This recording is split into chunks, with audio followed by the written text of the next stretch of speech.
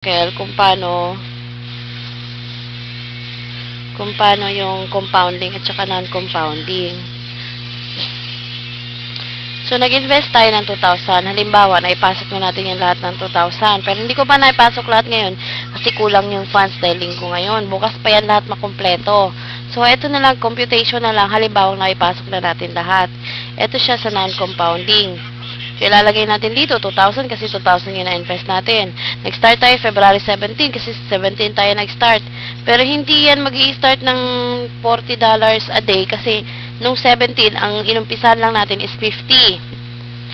Kasi sa 500. So, matatapos yan, halimbawa, May 2. Talaga matatapos yan May 2 after 75 days. So, ganito po yun. Sa non-compounding, every day, kung may 200 positions ka, kasi sa 2,200 ang mabibili mo, every day, tutubo ka ng $40. 2% daily earnings, $40. Ang cash balance mo, na makikita mo rito, dito sa account mo to ang makikita mo dito sa JSS Tripler account balance is 6.2, imbis na 6.2, $40 every day yon. Balik tayo sa calculator. Ngayon, kung hindi tayo mag-compound, tataas yan. Magiging 80 kinabukasan, 120, 160, 200, 240, hanggang sa matapos ang 75 days. 35. Ito yung mga days. Ano ba yan?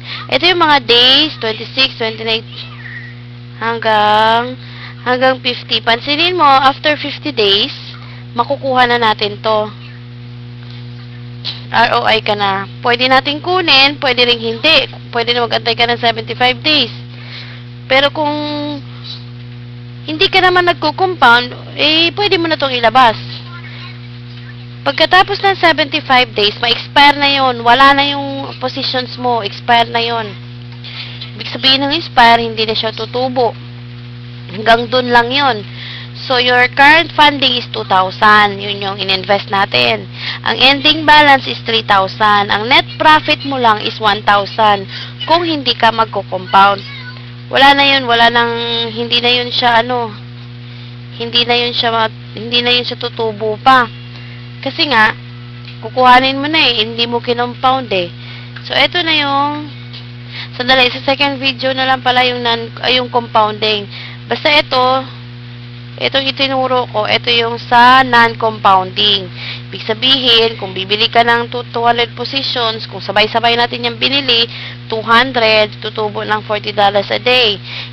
Itong cash balance mo na to, makikita mo to dito sa JSS Tripler account balance mo everyday na tumataas. Kasi hindi natin kino-compound, hindi natin ini-invest. Pero ang tubo sa 2,000 mo, after 75 days, is 1,000 lang. So, malinaw. Yung dito po sa compounding, kasi hindi yun compounding, no?